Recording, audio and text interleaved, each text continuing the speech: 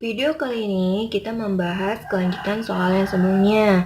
Kita akan mencari atau menjawab poin B, perbesaran linear bayangan yang dihasilkan. C, tinggi bayangan jika tinggi benda sebesar 1 cm. D, sifat bayangan yang dihasilkan jika benda digeser sejauh 3 cm dari jarak benda semula. Awalnya kan jarak benda itu 3 cm. Terus di poin D ini digeser sejauh 3 cm lagi, menjauhi cermin dari 3 cm, mundur lagi 3 cm. Nanti jarak benda terhadap cermin menjadi 6 cm. Nah, ini menjauhi dari posisi awal, maka sifat bayangan dihasilkan adalah yang C, besar jarak bayangan yang dihasilkan jika benda digeser sejauh 3 cm menjauh cermin adalah itu yang kita akan bahas. Oke. Diketahui yang sebelumnya, di pertemuan sebelumnya, di video sebelumnya ini, diketahuinya ada F. F itu jarak fokus. Jarak fokusnya adalah 5 cm.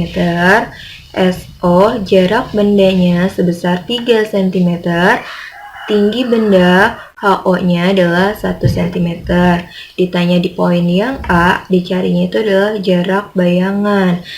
Ditemukan jarak bayangannya adalah min 1,75 cm. Nah, rumus pertemuan sebelumnya, di video sebelumnya, kalian masih ingat rumus yang hubungan antara jarak benda bayangan, jarak fokus, cermin, dan atau lensa? Nah, ini poin 4 dan 5 menjelaskan tentang rumus perbesaran atau perkecilan dari bayangan yang dihasilkan oleh lensa ataupun cermin. Nah, kalau poin yang 4, rumus yang 4, jika diketahuinya ada tinggi bayangan dan tinggi benda, kita bisa menggunakan rumus perbesaran yang ini. Namun, jika yang diketahui di soalnya, angka atau nilai yang sudah ada di soalnya itu adalah jarak bayangan dan jarak benda, maka kita gunakan rumus yang kelima. Nah, karena diketahui sebelumnya adanya, kita sudah temukan besarnya jarak benda 3 cm dan besarnya jarak bayangan 7,5 cm. Kita bahas yang poin B, perbesaran linear. Mencari perbesaran linear. Ditanya kan, perbesaran linear, berarti M-nya berapa kali perbesarannya terhadap ukuran benda sesungguhnya? Jawab, kita gunakan yang M sama dengan, ini adalah tanda mutlak. Tanda mutlak itu dimana walaupun hasilnya nanti negatif, nilainya akan tetap positif. Jarak bayangan dibagi dengan jarak benda. Oke, kita lihat sebelumnya. Jarak bayangannya adalah minus 7,5 cm. Jarak bendanya adalah 3 cm. Maka perbesarannya adalah 7,5 dibagi 3. Berarti kan 75 dibagi 30. Kenapa? Oke, caranya gini. Dikali 10 dikali 10. Untuk menghilangkan bilangan desimalnya. Ini berarti kan min 75, ini jadi 30. Nah, 75 ini kita bagi 30 untuk mendapatkan perbesaran.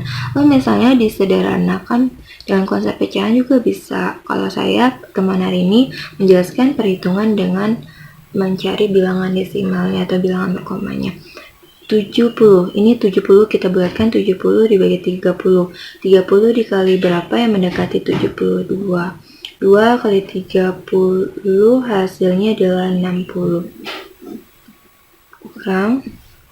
Nah, 15 dengan 30, 15 kan lebih besar.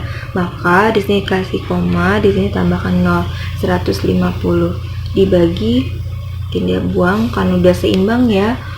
15 dibagi 3, 15 bagi 3 dapat 5.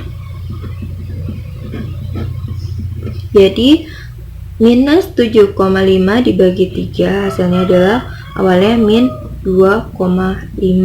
Nah, tadi kan udah bilang dari awal, karena ada tanda kurang seperti ini, ada tanda mutlak seperti ini, maka minusnya itu akan hilang.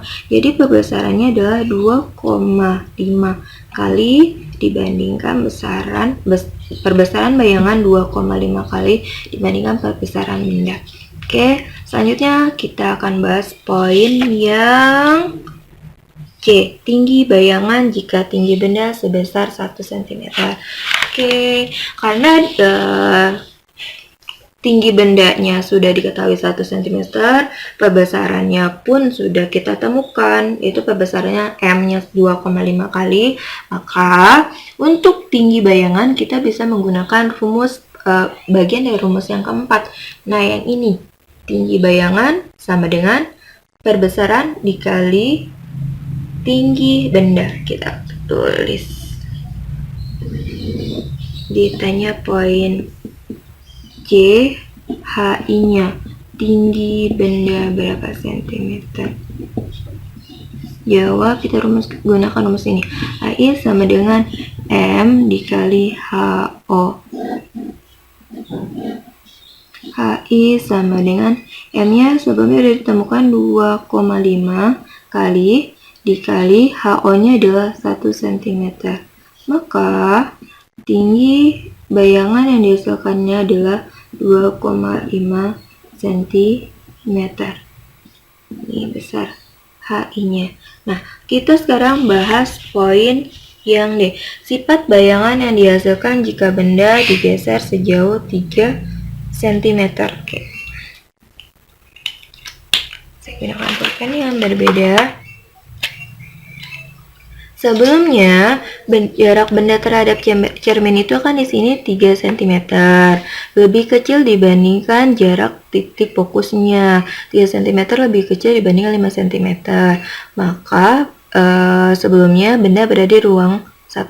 Tapi saat soalnya diubah, benda digeser menjauhi 3 cm menjauhi cermin dari titik semula, kan awal tusuknya 3 cm, bertambah lagi 3 cm, 3 ditambah 3 kan jadi 6. Tuh, jarak benda terhadap cermin kan jadi 6 cm. Sampai sini jarak benda 6 cm. Nah, jatuhlah si benda ini berada di ruang 2. Karena benda berada di ruang 2 pada tabel sebelumnya, sifat bayangan pada cermin cekung yang dihasilkan adalah nyata terbalik diperbesar, di mana besar jarak benda di antara jarak titik fokus dan jarak jari-jari pusat kelengkungan. Oke, jadi jawab poin yang D adalah nyata terbalik diperbesar tanpa kita menghitung atau mencari terlebih dahulu jarak bayangannya. Dengan konsep dalil Esbag, kita dapat mengetahui bahwa jika bendanya berada di titik 2, bayangan yang dihasilkan adalah nyata terbalik diperbesar. Sekarang poin yang C. Nah, poin yang E. Ternyata poin yang E diminta besar jarak bayangannya, jadi kita harus menghitung kembali besar jarak bayangan dihasilkan jika benda digeser sejauh 3 cm. Berarti dengan kata lain,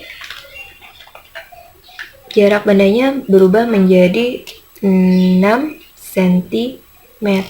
Pakai rumus yang awal, di rumus yang di poin A sebelumnya. Oke, kita hitung. Diketahui F-nya 5 cm, SO awalnya itu kan awalnya 3 cm, terus mengalami pergeseran 3 cm, jadi 6 cm. Ditanyanya itu adalah E-nya setelah mengalami SI-nya setelah mengalami pergeseran 3 cm, maka jarak bayangan yang dihasilkan berapa? Jawab. Kita pakai rumus yang pecahan saja ya. 1 per SI sama dengan 1 per F dikurang 1 per SO. 1 per jarak fokus dikurang 1 per jarak benda. 1 per SI. Oke. Oke, 1/SI sama dengan jarak fokusnya 5 dikurang jarak bendanya sudah mengalami pergeseran perpindahan 6. K ditemukan penyebutnya KPK-nya adalah 30. 30 bagi 5 dapat 6. 30 dibagi 6 dapat 5. K 6 kurang 5 1. 30 kali silang 1 kali SI 1 kali 30 cm. Nah, ini bernilai positif kan, jarak bayangannya bernilai positif. Makanya di poin D, pertanyaan poin D, sifat bayangannya nyata terbalik diperbesar karena sifat bayangannya bernilai positif. Seperti penjelasan video sebelumnya bahwa kalau misalnya sifat bayangan dihasilkannya negatif, sifat bayangannya itu akan bersifat tapi kalau misalnya bernilai positif, dia akan menghasilkan sifat bayangan bersifat nyata. Oke, video kali ini selesai sampai sini. Tunggu di pembahasan video selanjutnya.